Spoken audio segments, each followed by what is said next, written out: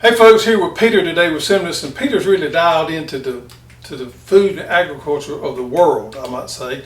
And we just want to have a conversation because our President Biden the other day mentioned about a food shortage. And it's been a lot of people really getting riled up about, a lot of YouTubers doing YouTube videos on there, and they've actually probably been some things misread about that. And so we want to talk about a little bit, give our input into that just a little bit, and just maybe give you some insights on what we think as insiders to the industry, how it would or would not affect us.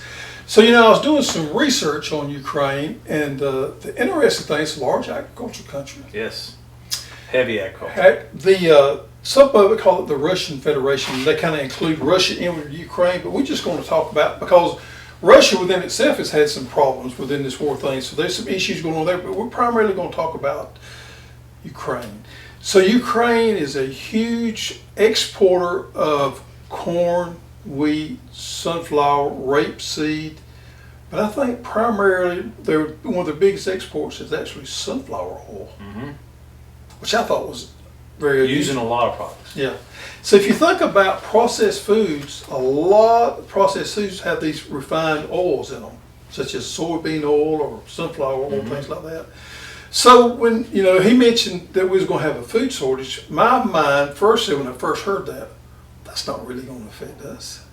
I mean, if you go to the grocery store, what comes out of Ukraine in your mind?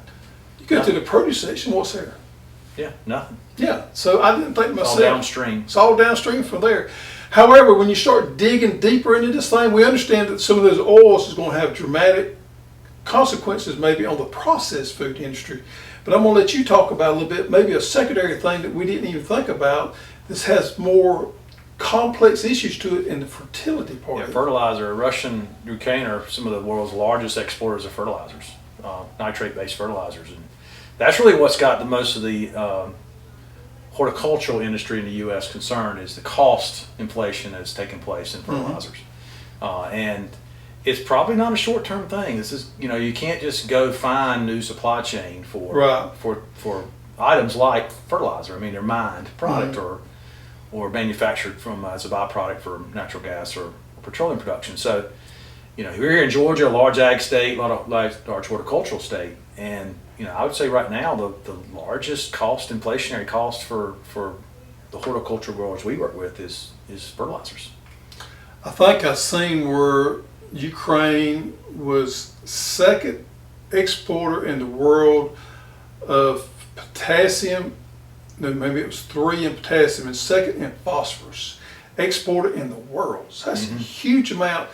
And come to find out, a lot of our friends in South America rely heavily, very much so, on that. So, and they're opposite us. So our summer production is when they're winter, and so right now they're buying their supplies for their next production cycle, which will be in our winter.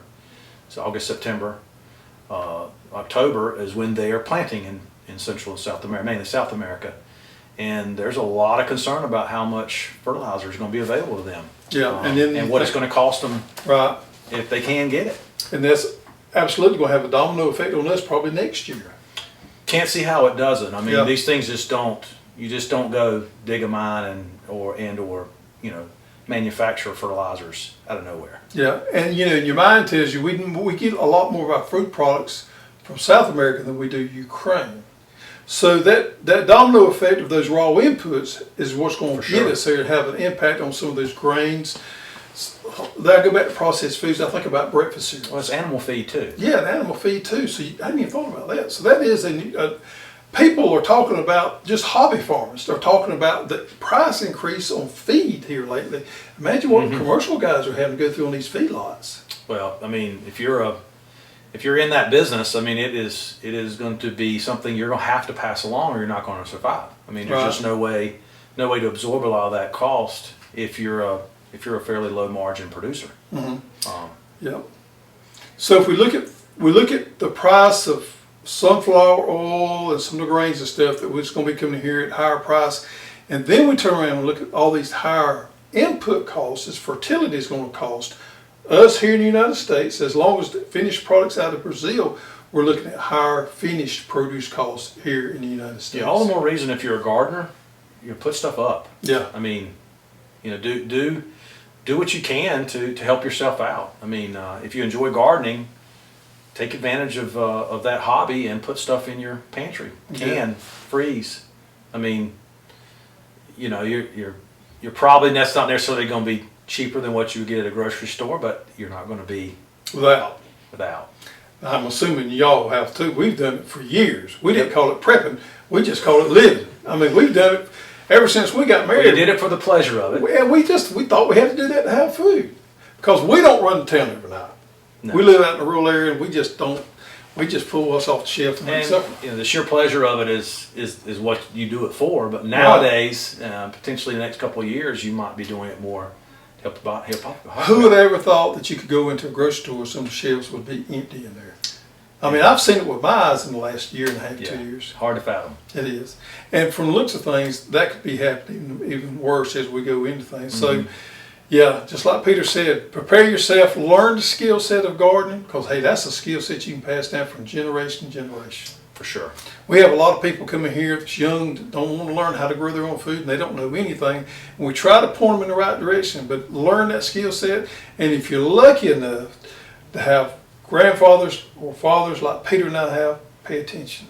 Yeah, never been more resources available to you. Yeah.